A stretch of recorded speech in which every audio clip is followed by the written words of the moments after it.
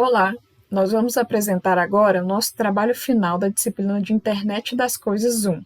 O tema do nosso trabalho é monitor pós-operatório. Os integrantes do grupo são eu, a Daiane, o Eduardo, o João Gabriel e o Marcelo. E o professor é o Júlio Conway. Nós vamos falar aqui um pouco sobre a nossa proposta, né, a proposta do trabalho. Ela é baseada, né, por um período pós-cirúrgico, tá?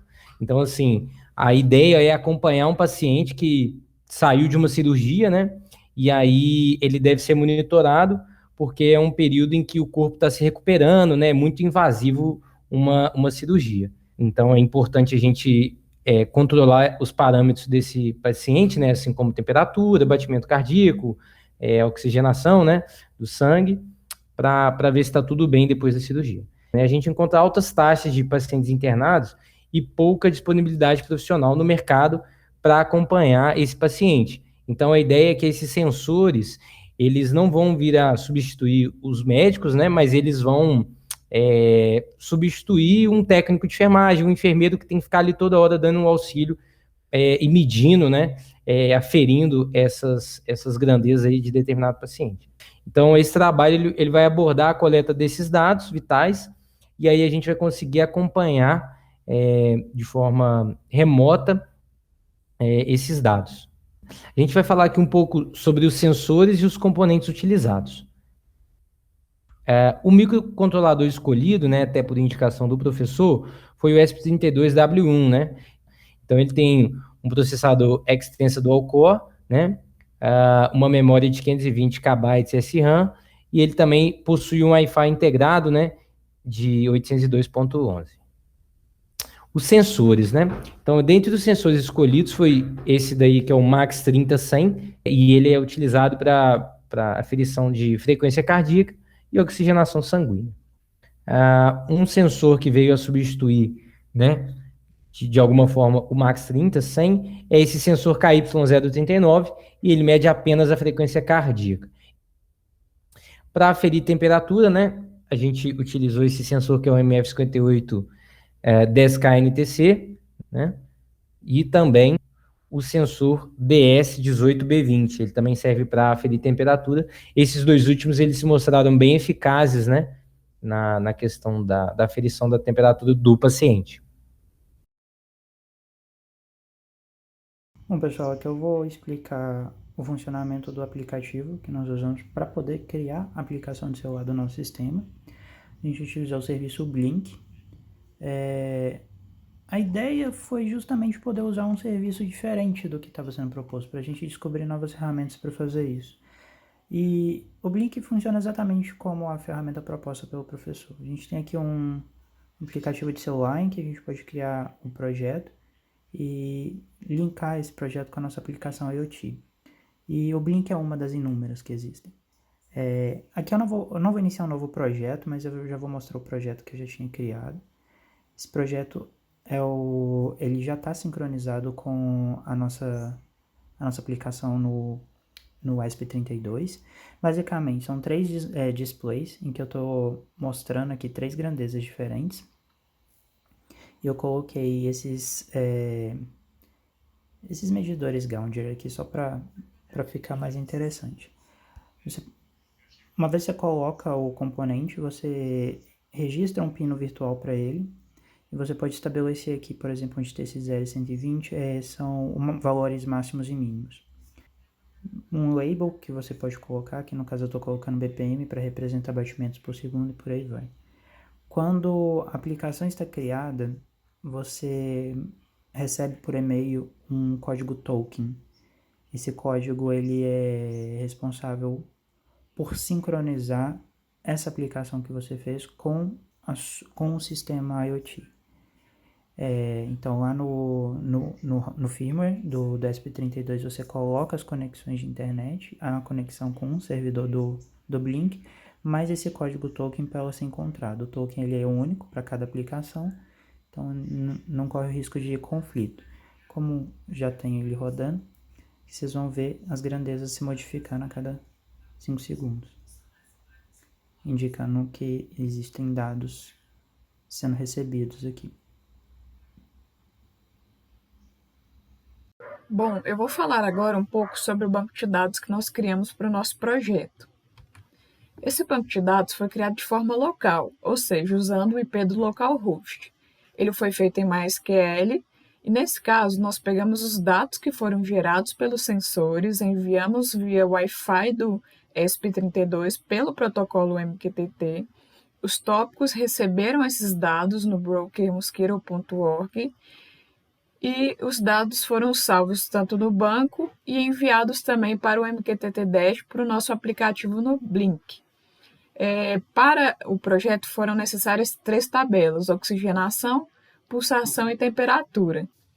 Bom, eu vou mostrar agora o funcionamento do banco de dados. Aqui nós temos o nosso código em Python, que está se conectando nos tópicos MQTT. E a cada parte ele vai testar qual é o tópico e vai escrever na tabela respectiva do banco de dados. Aqui embaixo nós vemos a execução do código sendo gerada. E aqui nós temos as 3 tabelas que foram utilizadas nesse projeto. A tabela de oxigenação, que atualizando aqui, nós podemos ver que ela está recebendo dados. A tabela de pulsação também. Novamente, fazendo uma atualização nessa tabela, nós percebemos aqui os dados sendo recebidos. E, por fim, a tabela de temperatura. Aqui a gente vai apresentar os tópicos do MQTT utilizados dentro do trabalho para fazer a conexão do ESP32 com o broker e do broker com no caso, o aplicativo e o banco de dados que estão recebendo os dados. Um tópico diferente foi criado para cada sensor. Esses tópicos eles servem para poder fazer o envio dos dados de cada sensor através do ESP32 para o broker, de forma que o ESP32 funciona como um subscritor dentro da conexão MQTT. E os inscritos dessa conexão são o aplicativo e o banco de dados, que recebem e se inscrevem em todos esses tópicos para poder receber os dados dos sensores que foram enviados. E assim separar na tela ou no banco de dados cada um dos dados, informando de onde eles vieram, no caso de qual sensor está fazendo a leitura desses dados que foram enviados.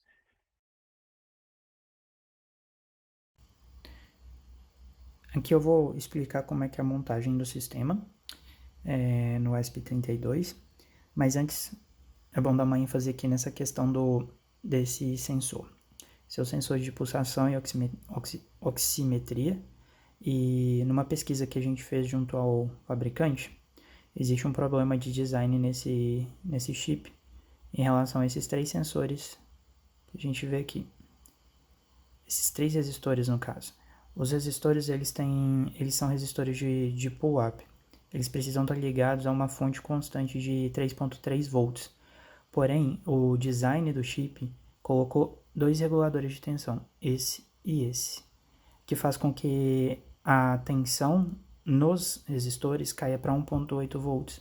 Isso impede a gente de ter um valor mínimo necessário de corrente para que o próprio ESP32 possa trabalhar. Isso foi uma recomendação do fabricante, em que a gente removesse esses 3 resistores, para que a gente pusesse outros 3 resistores externos, como eu vou mostrar daqui, que vai fazer com que a gente possa ter a leitura correta. Na montagem em si, os resistores externos eles estão aqui. Porém, vocês podem ver que eles são só 2. Eu não usei o terceiro, porque o terceiro ele está ligado a essa entrada INT. Como a gente não vai fazer nenhum tipo de interrupção nesse chip, ela não é necessária. Então, a montagem, igual vocês podem ver aqui, eu liguei o VCC, que é a tensão de entrada, ou VIN aqui no caso, e o GND nas próprias alimentações do ESP32, que são, aqui, você pode ver no pino aqui de ground, e aqui o pino de 3.3. Eles fazem alimentação direto no sensor, que está aqui, e a gente tem os 2 pinos de comunicação serial, que são esses pinos SLC e e o pino SDA. Então, esses dois pinos, eles estão respectivamente ligados nos pinos 21 e 22 do ESP32, que permite a gente fazer uma comunicação serial. Agora aqui a gente tem, penduradinho aqui, o sensor de temperatura. Esse sensor de temperatura, ele permite também uma comunicação serial, porém com um único fio, que é esse fio azul aqui, que ele vai ligado ele pode ser ligado em qualquer porta digital do ESP32. Porém, nesse caso aqui, ele está ligado apenas à porta... Nesse caso aqui, ele está ligado na porta D2. Para a gente fazer as medições aqui, o Max... a gente tem que colocar o dedo sobre ele, sobre essa parte iluminada dele, que ele vai fazer a medição. Existe uma rotina interna gravada no chip, que identifica uma pulsação aqui, e essa pulsação ela vai desencadear uma interrupção. Essa interrupção vai produzir a medida. Esse chip ele funciona como uma máquina de estados finitos. Então, ele ora vai fazer uma função, quando ele conclui essa função, ele altera a máquina para uma segunda função. Então, primeiramente, ele identifica a pulsação e ele tem um intervalo, uma janela de 300 milissegundos para poder fazer essa medição. Fez a medição da pulsação, ele coleta uma quantidade de vibrações que ele... Eu estou chamando de vibrações, mas não necessariamente são vibrações. As pulsações, ele faz uma coleta e tira uma média dessas para poder apresentar uma amostra. Assim que ele completa esse primeiro ciclo de 300 milissegundos, ele passa para um segundo ciclo de 300 milissegundos, em que ele vai fazer a verificação da oxigenação do sangue. Ele faz isso através de um sensor de infravermelho e luz vermelha, que também está acoplado a ele. Ele tem os dois sensores acoplados com LED. A gente vai ter um fotoresistor aqui embaixo e o LED aqui em cima. Está emitindo tanto a luz infravermelho como a luz vermelha para ele poder fazer essas medições. O sensor de temperatura ele está constantemente medindo, ele nunca para. E esse sensor de oximetria e pulsação, ele só funciona quando a gente coloca o dedo sobre ele.